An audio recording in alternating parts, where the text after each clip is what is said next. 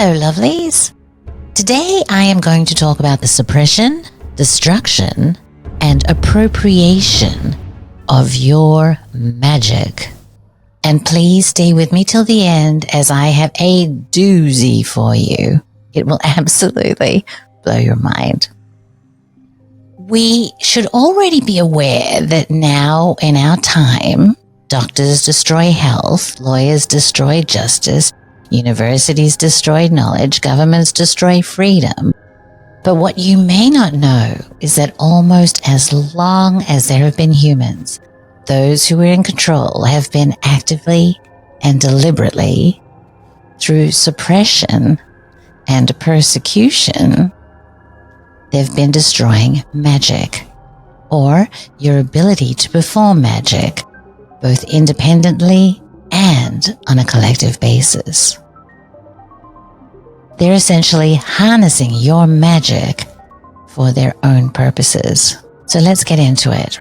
Okay, so first, by definition, magic is occult. The term occult broadly refers to practices, knowledge, or phenomena that are hidden, secret, or beyond ordinary understanding. Now, all of these apply to magic, even though it's all over the internet, right? But I mean, you get what I mean. And the occultation of magic in the West is a complex historical process, really, that's unfolded over centuries. Now, it's interesting to note that the suppression of magic began as far back as ancient Egypt itself, as Dr. Skinner talks about in Heka. In Egypt, the Romans also had a bit of difficulty in keeping the local population under control. The local population was administered in Greek, and there was a Greek interface between the Egyptians and the Romans. So they figured that perhaps the Egyptians had the kind of magic that was not exactly helpful to their rule. So they decided to remove all of the magical papyri from the temples. Every temple in Egypt had libraries. So this particular emperor in the early years of the Christian era demanded that each temple yield up not its historical papyri, not its bookkeeping papyri, but its magical papyri. He got it all, took it to Alexandria, which was the center of government in those days, and had it entombed along with the body of Alexander. That's Alexander the Great. The important point is that the magical papyri were removed from the temples, so one generation later, most of the priests didn't have access to these records. But the suppression did not stop there. Here are some key periods and events that contributed to the occultation, the suppression of magic. In ancient Egypt, magic existed over several millennia prior to the Christian era. But as Egypt came under the control of Rome during the period of the Roman conquest in about, I think it was 30 BC, that was when Mark Antony defeated Cleopatra and established the Ptolemaic kingdom as a Roman province. It's a mouthful. That's when things began to change. The most significant change, as far as magic is concerned anyway, was the replacement of paganism with Christianity. The main events which saw the overthrow of paganism happened in just 30 years. These events included the death of the pagan Roman Emperor Julian, called the Apostate, in 363 AD, an event which effectively finally withdrew official backing for the pagan world in the Roman Empire. And in 392, the ancient gods were officially classified as evil spirits.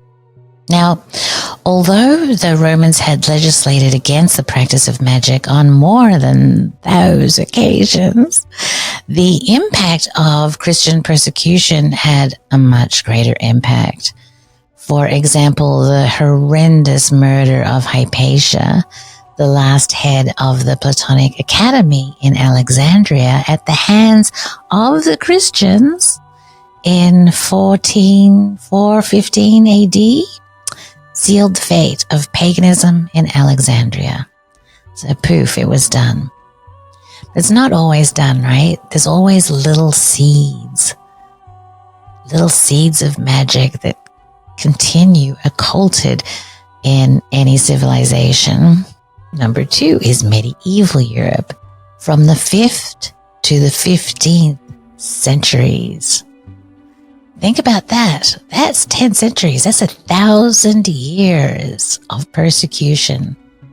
Those of you in the States are probably really familiar with the Salem witch trials that went around Massachusetts in like 1692 and 3, where there were lots of women accused of witchcraft and burned at the stake. Now, this also happened in Africa in various periods and in Papua New Guinea in the 20th century.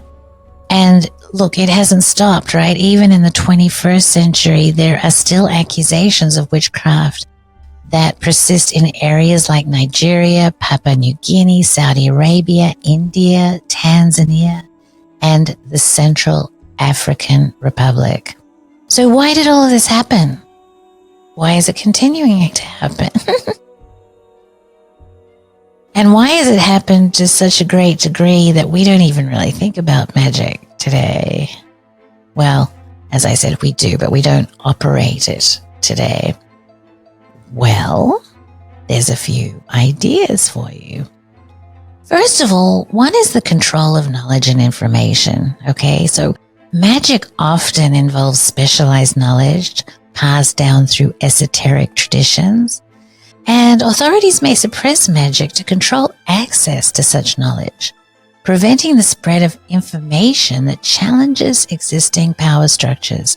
Now, what's super interesting here is that Peter Mark Adams, in his book, The Game of Saturn, he talks about how the elite during the Renaissance used a form of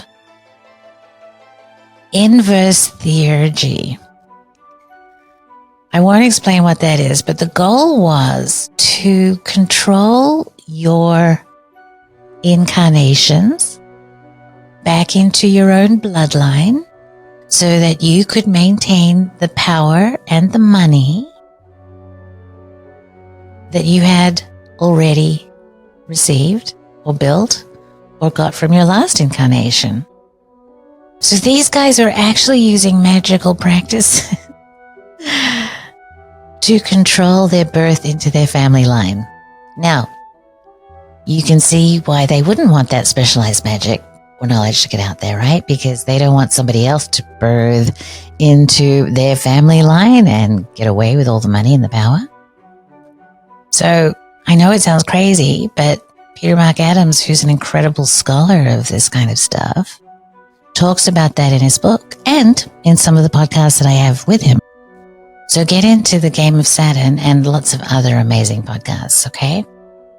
Now, another reason that it's probably been suppressed is fear of the unpredictable.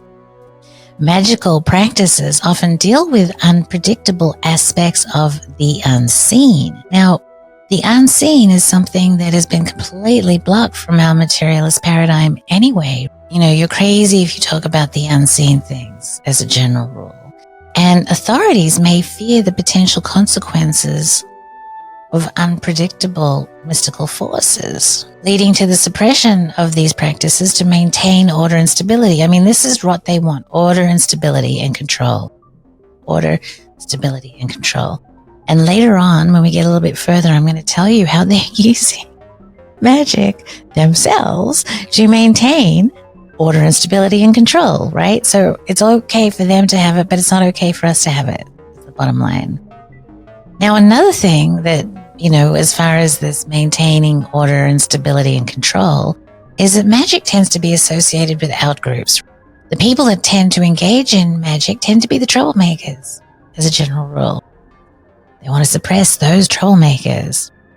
But none of these come close to, again, the political and stability and control issues.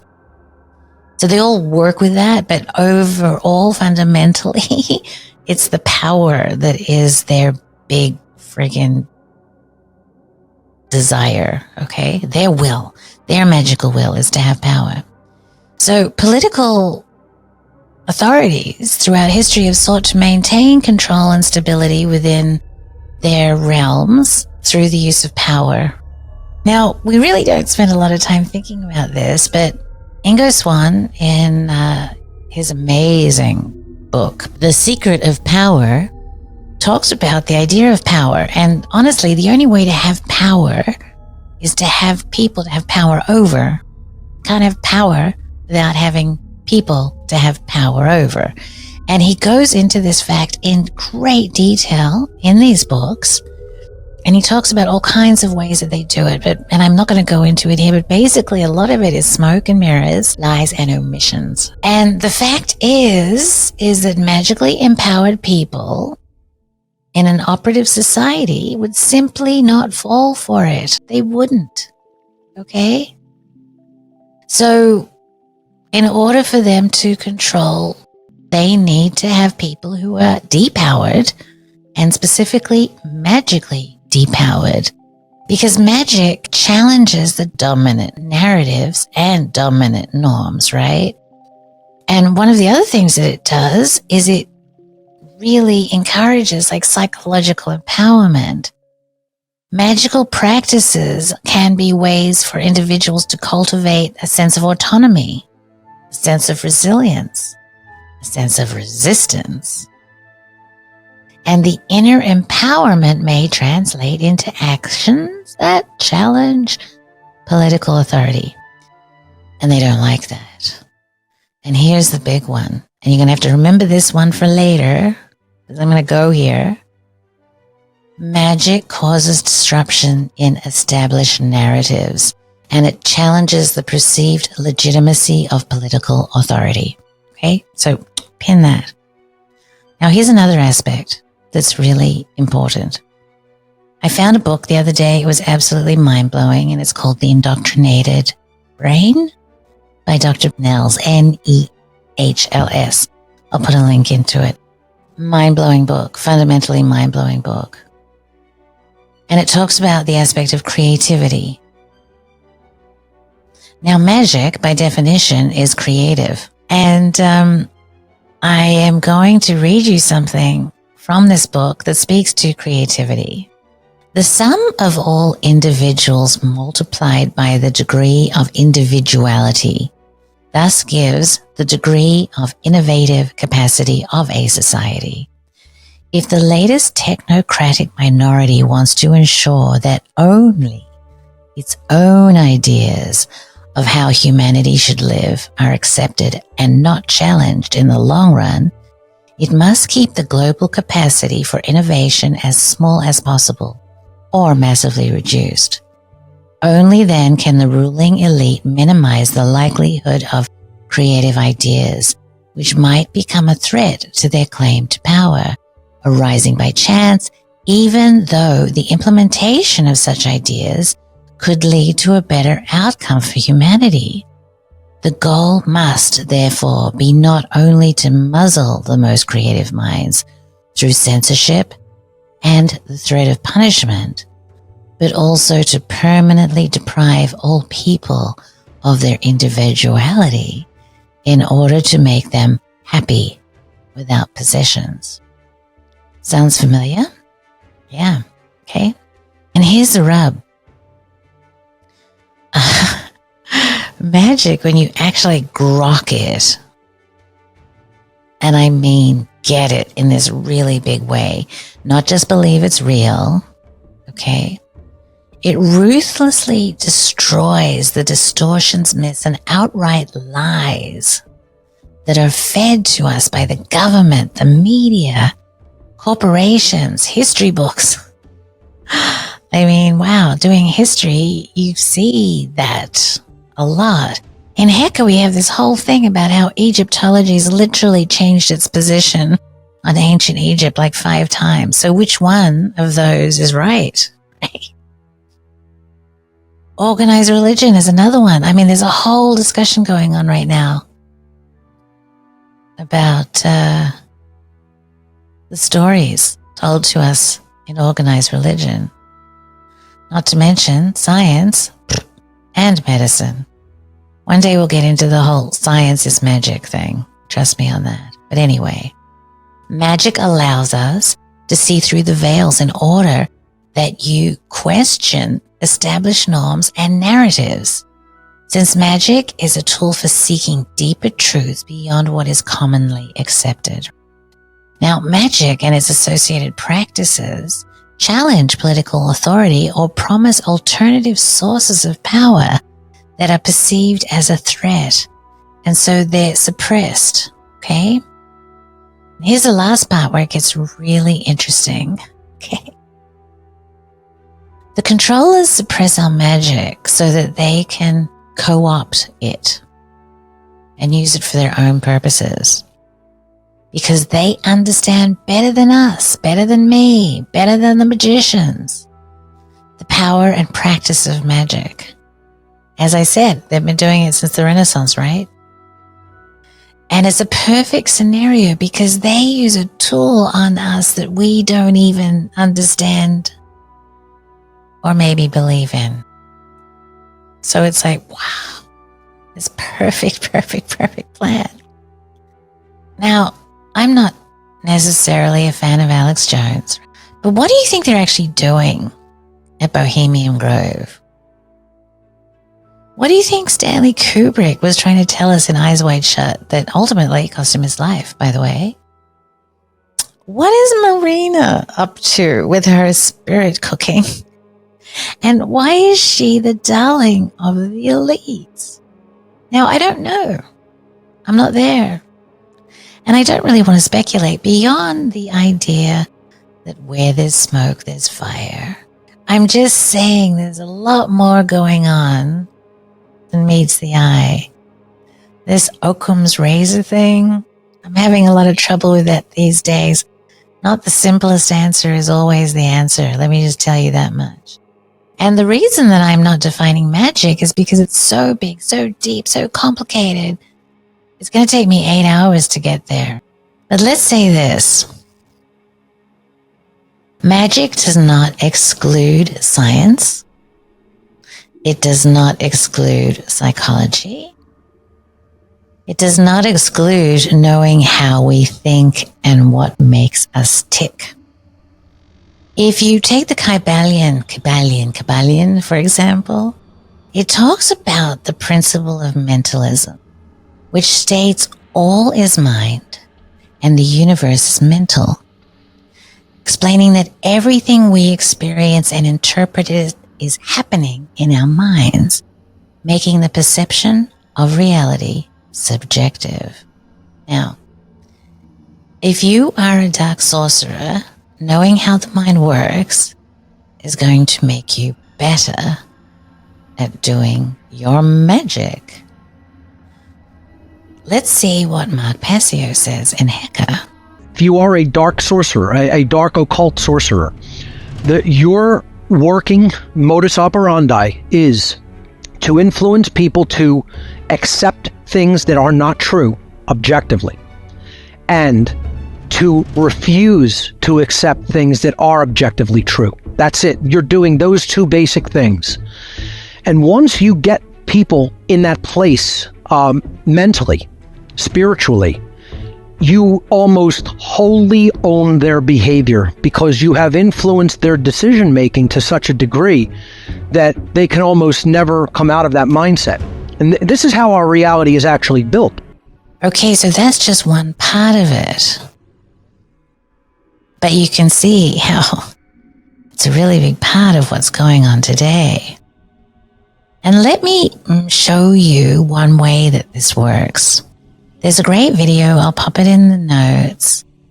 And she does a better job than I'm going to do right now. But it also kind of speaks to an idea that's also in the Kybalion. Another tenet of it is gender. Gender is everything.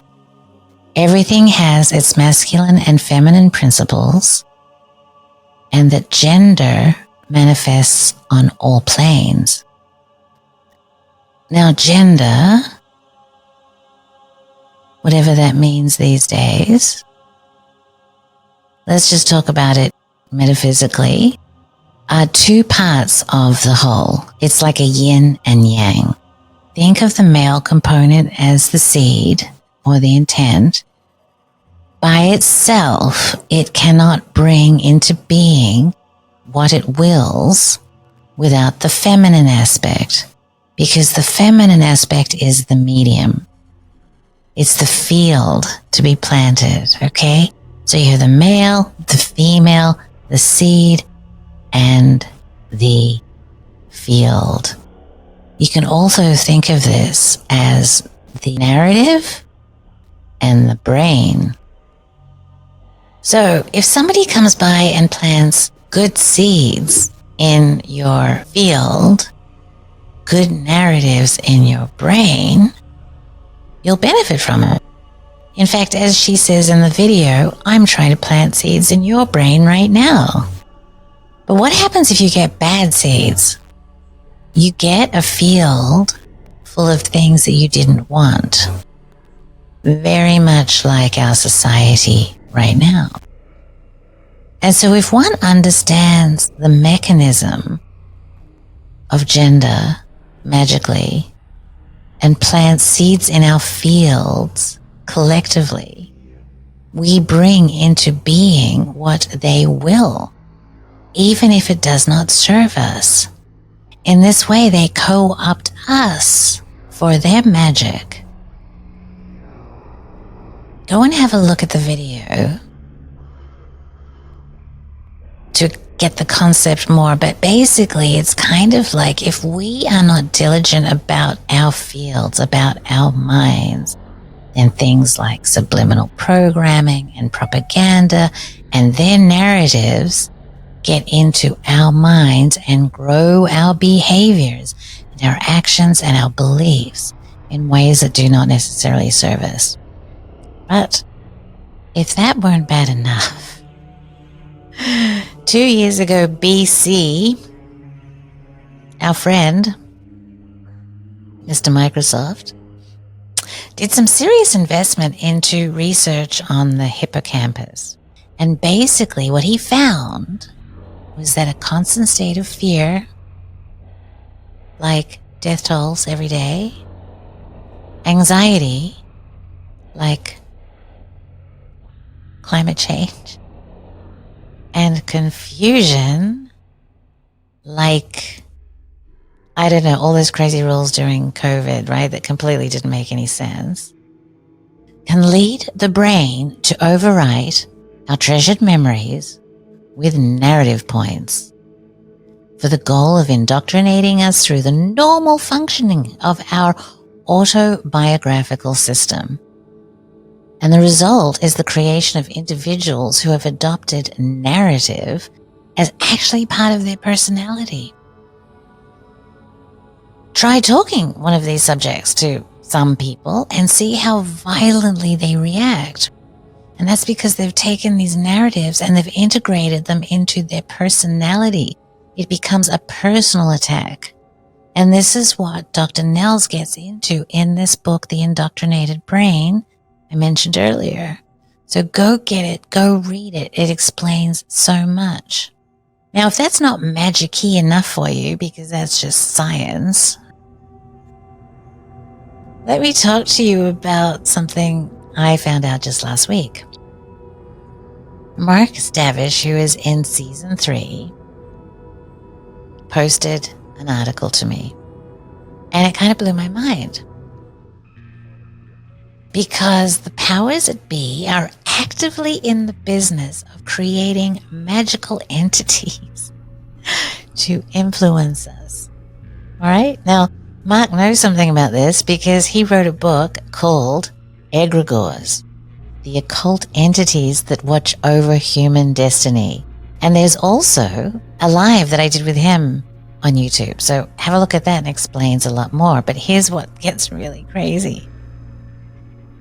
In this article, he explained that he received a lot of attention after publishing that book from a variety of unusual sources, In particular, several known think tanks and universities. Rang him up, right? So for 2 years, he had lengthy conversations and email exchanges with individuals at Cambridge Analytica, the University of Colorado, Booz Allen Hamilton, and other think tanks, specifically about egregores and nothing else. And he said in this article, quote, "This is a critical point that I fear will be lost on many of you. So let me be very clear. There is a brutal battle going on for the control of the human mind, your mind. And some see it as winner takes all. And what is their weapon? Egregore. What is an egregore, you might ask, because I don't assume you've seen all of my videos. Well, an egregore is like a magical being. It's a non-physical entity that arises from collective thoughts of a kind of distinct group of people. These things can be made deliberately and they can be made accidentally, right? So, for example, the Rosicrucians deliberately make an egregore and then they deactivate it every 12 years because what it is, it's a feedback mechanism. So your thoughts as a member of a group go into the egregore and it affects the egregore, and then the egregore kind of affects you. There's like this feedback loop. And what tends to happen is that egregores go bad, right? Because there's always a crazy person in the group or a crazy group within the group. And like remember Occupy, right? Everybody was, yeah, we're going to do this. We're going to save the world. But there was always a crazy one or a crazy group and it kind of got in and fucked it up, right? So the same thing happens with egregores. So, you know, the Rosicrucians who are responsible about it, they deactivate their egregore and make a new one every 12 years, right? It's like cleaning out the kitty litter, I guess. I don't know. But anyway, if you join a political group, for example, he talks about this in the book. If you become a Republican or a Democrat or a Libertarian or whatever, these entities have egregores. And so that you kind of get involved in the groupthink of that group, right? So it's kind of, an egregore is really groupthink on steroids. And if you want to really grok it, get the book. It's amazing. But also don't forget that Cambridge Analytica and think tanks are talking to our friend Mark on how to do this. Now, Mark goes on to say that they're going to do it anyway. So he may as well try to guide them in a way that is best for humanity. Inject some sanity into their ideas of influencing us magically. And he has a good heart, so I know that to be true. As he says, recently I was approached by an organization to assist with the creation of, in their words, an egregore to help shape the near future that is to come. They see the world as heading towards a period of near universal instability. As we know, they don't like that. Even catastrophic collapse of all significant institutions and countries. They like their institutions, followed by a period of quick and radical consolidation. The causes and effects of this are uncertain to them, and as such, they wish to develop a psychic vehicle to influence the outcome into a vision of a more positive light. Pretty damn interesting, eh? So, it is interesting that magic has been suppressed. It's interesting that magical practitioners have been persecuted. It's interesting that our paradigm and our academy is such that you are not looked well upon for investigating magical phenomena. Ingo Swann talks about how difficult the research was into psi faculties, which are an aspect of magic, And he talks about the persecution and the suppression in that arena. Oh, another point, Thomas Sheridan gets into the fact that while we're not allowed to have it, the CIA is writing documents on it and doing research on it. And they're lying bastards, and I'll tell you why. I've been reading a lot lately about the Gateway process, where the US military and the CIA want to develop a way for humans to transcend space-time reality, to move consciousness through different dimensions, right? And they basically took a lot of the work that was done at the Monroe Institute and rebranded it as, CIA. Well, they gave them credit, but they gave the credit to stuff that 5 years previously they would have called quackery. They would have laughed at. And they came with the concept that, you're talking about not knowing what consciousness is, that somehow our perception of reality is stuck within this kind of a torsion field. And this torsion field allows us to actually move through space-time if we can somehow break beyond the hyper-condensed quantum fabric of this subatomic world we live in. And so they're doing this stuff, and they're aware of it, and yet they ridicule us for doing it. Because it's like the old George Carlin thing, it's a club and you're not in it. Now, I know you're probably saying, Magic's not real, Venice. Venice has lost it. Well, this is a crazy idea. Well, there's a reason for that. There's a reason for why you might be thinking I'm crazy. And it's because of the way your world is set up. It's literally designed to push away any thoughts or exploration of magic. The very idea of it has been crafted to be dismissed in your reality. Now, sure, there's things like Netflix, that has Wednesday and other magical films on it. But in a way, those are diversions. It's like giving you Pepsi when you really crave fresh orange juice. Sure, it quenches your thirst, but it has zero nutritional value and actually does you harm. And that pretty much sums up the magic that you are allowed to play with. The empty, nutrition-free, artificial substitute served up by those that really, really, really don't have your best interests at heart. And let's get real. The New Age community and their secret of manifestation is not much better. That, at best, is a half-truth.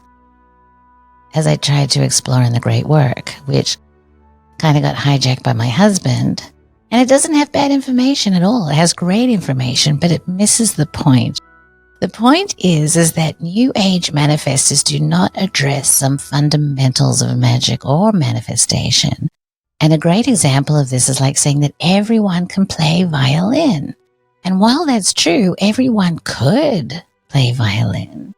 It misses the critical requirements of attention, energizing ritual space, practice, and God-given talent needed to make that assertion a reality.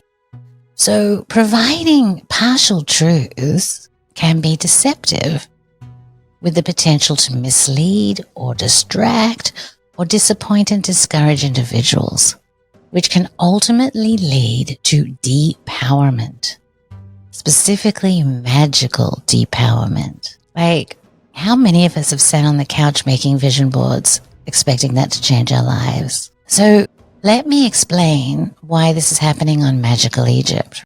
What you will come to understand is that magic has been with humanity as long as there has been humanity. The Lascaux caves, for example, in France, depict actual magical operations, as Thomas Sheridan points out. Look at the rock art of ancient Europe and the symbolism and the signs, and show that it was much more than just art. It was magic, and that's really what it was. You see the caves in southern France where they paint the bison and the other animals, and then the humans throwing spears at them. Well, this was to infuse magical powers, because somehow ancient people discovered that if you put yourself in the position of something that you want to build, and then you charge it with either a piece of artwork, so we're going to have good hunting, or a song, a poem, an incantation, the banging of the drum. Whatever happens, it seemed to make the magic work. It seemed to make the aspiration and the will want to happen. And this is something that humans apparently discovered at a very, very early stage. And this is why they dressed in animal skins and stuff like that to try and, like, the shaman wanted to go into the shamanic states of the wolf, of the lion, and so on, to have the prowess of the wolf and the lion when hunting bison or, whatever they were, goats or whatever they hunted. And they didn't, academics would say, okay, it's hunting magic. So it was for the morale of the tribe. But it wouldn't have lasted 50,000 years if it didn't work. And if it was just for morale, it would have stopped after a while. It doesn't. It continues on to other things because they realized it was more than that. They realized that you could actually hack the operating system of the universe in whatever way they consciously understood how the universe worked in their day and in their time. But they understood you could actually hack reality. So if you drew pictures of bison being successfully hunted by the tribe, maybe had a song or a chant or a drum bang, poetry thing or whatever, somehow you did get one bison, you got two. Somehow every hunt worked, when before it didn't. And then the academic would turn around and say, well, it was just because maybe it created a stronger morale, gave them bravery, they had the feeling of the gods were there with them. I would say that they were discovering that humans were different than other animals, that our nervous system and our cognition allowed us to transform or transplant our consciousness beyond present space-time reality. But magic reached its zenith in ancient Egypt. In ancient Egypt, everything involved magic. Now we get into depth in Heka, which is season 4, episode 1. So I won't dive too deeply here, but let me assure you this. When you understand magic and the magic of ancient Egypt, everything else falls into place. Especially when you take into consideration the brain schematics the guys found in season 2 and the energizing Kundalini energy they talk about in season 3. And so much more falls into place. Like magical Egypt, while we do, look at artifacts, I think you might have realized by now that our focus is on consciousness, right? And so consciousness and magic go hand in hand. And let me add, I myself am only a dabbler in magic. And yes, I have had some success. But today I'm speaking to you as an investigative journalist, really, okay? A whistleblower even. As my last 4 years of research into magic and over 20 years looking deeply into ancient Egypt have lifted the veil from my eyes. Hell, when we started, I didn't even grok why it was called Magical Egypt. And in truth, I don't even think that John Anthony West understood the gravity of what he was telling us when he coined that phrase. And finally, today, I'm not going to define magic because it is my suspicion that you do not even have the faculties yet to grok it, right? And that's not your fault. Defining magic right now is like trying to teach a fish to fly. Okay, so a fish is defined by the fact that it's living in water. And we are defined by our own paradigm. And just like flying is not possible in water, magic is not possible when constrained by our reductionist, materialist paradigm. But, as the Talmud states, 10 measures of magic were given to the world. Egypt received 9, while the rest of the world received 1. So they knew about it, we're onto it, and I'm going to share it with you, okay? But it's just going to take me some time. So now, if you're like, okay, I don't believe any of this because I believe in magic. So how is it being suppressed? Okay, well, I'll grant you that you might believe in it. And it's actually worthy of noting that a huge percentage of the population is actually enchanted. We believe in things that fall into the category of magical things. We believe in astrology and psychics and tarot and angels and spirits and communication with the dead, all kinds of things. But belief in and the practice of are two totally different things. And the reason I believe that more people are not operative or actually engaged in the practice of magic is because of a conspiracy as old as history itself to render us inoperative, depowered, and fundamentally compliant and controllable. Right? Okay? So the fact of the matter is that magic is something that we're not allowed. Magic is something that the government, the institutions, the controllers are using against us. Now, if you want to understand a little bit more about this, we have Heka now. We have Heka 1, right? And it talks about the ancient Egypt aspects, but we're going to go deeper as we go through. But I just really wanted to give you a heads up, and primarily because I got that book, The Indoctrinated Brain, and it just blew my mind. All of this stuff blows my mind, okay? They're deleting our memories. They're turning us into zombies. That's a thing that he says in the book, by the way. And they're utilizing magical entities on us. Right? So it couldn't get any crazier. So anyway, darlings, I hope this was interesting. Oh, and if you please, I mean, we are so suppressed, like seriously, so suppressed. Okay, so like and subscribe and do the bell thingy and please share. We were going to actually put the new show on here. And we got one person to sign up to listen to it out of 30,000 of you, right? So we need your help. So thank you for your attention. That's magical. And more soon.